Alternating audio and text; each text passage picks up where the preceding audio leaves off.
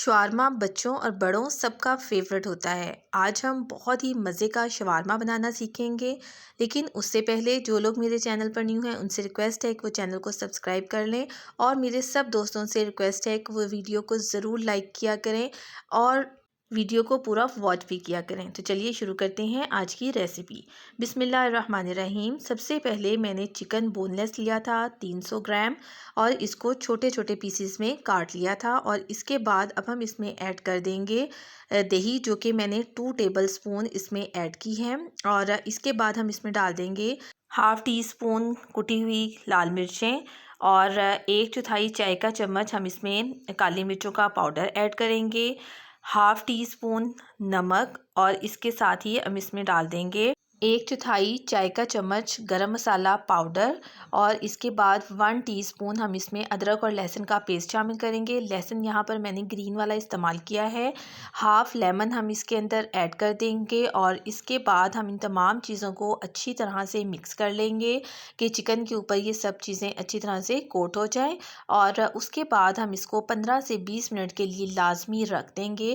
اور اس کے بعد پھر ہم ایک فرائی پین لیں گے جس کے اندر میں نے 1 ٹیبل سپون آئل ایڈ کیا ہے، اور اس میں ہم یہ چکن کو ایڈ کر دیں گے، اور اس کے بعد ہم یہاں پر اس کو پکائیں گے۔ یہاں پر آپ دیکھ سکتے ہیں کہ چکن کا پانی جو ہے وہ نکل آیا ہوا ہے۔ اب اسی پانی کے ساتھ ہی ہمارا چکن سافٹ ہو جائے گا۔ ہم اس کو یہاں پر 2 سے 3 منٹ کے لیے فرائی کریں گے۔ جب چکن جو ہے وہ تھوڑا سا فرائی ہو جائے گا تو پھر اس کے بعد ہم اس کو 5 منٹ کے لیے دم پر پکائیں گے۔ ہم اس کو ڈھک دیں گے، اور اس کے بعد 5 منٹس کے لیے ہم اس کو پکائیں گے تاکہ چکن اچھی طرح سے سافٹ ہو جائے۔ 5 سے 6 منٹ کے بعد جب ہم نے ڈھکن ہٹایا ہے تو آپ دیکھ سکتے ہیں کہ پانی سارا ڈرائی ہو چکا ہوا ہے، اور ہمارا چکن جو ہے وہ بالکل تیار ہے۔ یہاں ایک دفعہ اس کو مکس کریں گے، اور اس کے بعد ہم چولہے کا فلیم آف کر دیں گے، اور یہ ہمارا چکن جو ہے وہ بالکل ریڈی ہے۔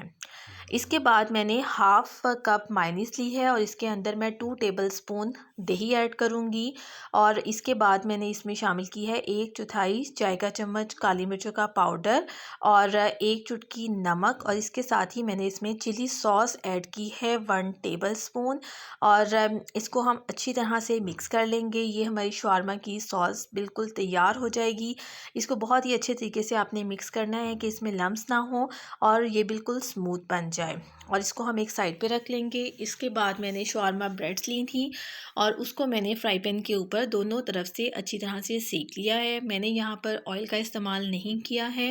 دونوں طرف سے اس کو سیکنے کے بعد ہم کسی بھی پلیٹ میں یا پھر کٹنگ بورڈ کے اوپر اس کو رکھ دیں گے۔ نیچے میں نے بٹر پیپر رکھا ہے، اگر آپ چاہیں تو آپ کوئی سمپل سا کاغذ بھی رکھ سکتے ہیں۔ اس کے بعد جو ہم نے مائونیز کی سوس بنائی تھی ہم نے وہ اسپریڈ کر دیا اس کے اوپر، اور سینٹر میں چکن کے پیسز رکھیں گے۔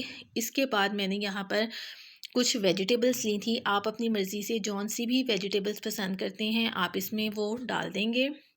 یہاں پر میں نے کھیرا، ٹماٹر، گاجر، پیاز، بند گوبھی یہ سبزیاں لی ہیں، اور ان کو ہم اپنی پسند سے جو آپ کو پسند ہے وہ اتنی آپ اس کے اوپر ایڈ کر دیں گے، اور اس کے بعد جو مائونیز والی سوس ہے ہم تھوڑی سی اور اس پہ ایڈ کریں گے۔ اس کے بعد پھر ہم اس کو اچھی طرح سے رول کر دیں گے۔ پہلے ہم نے شاورما کو رول کرنا ہے، اس کے بعد ہم اس کے اوپر بٹر پیپر جو ہے وہ اس سے اس کو رول کریں گے۔ اس طریقے سے آپ اس کو بٹر پیپر کے ساتھ اچھی طرح سے ٹائٹ سا رول کر دیں گے۔ ہاف ہم نے شاورما باہر رکھا ہے تاکہ بائٹ لینے میں آسانی ہو۔ نیچے سے اگر آپ کو لگے کہ یہ کاغذ ہمارا زیادہ ہے تو آپ تھوڑی سی کٹنگ کر دیں، اور اس کے بعد یہ سارا جو کاغذ ہے اس کو آپ اندر کی طرف کو فولڈ کریں گے تو ہمارا شاورما جو ہے وہ بالکل ریڈی ہو جائے گا۔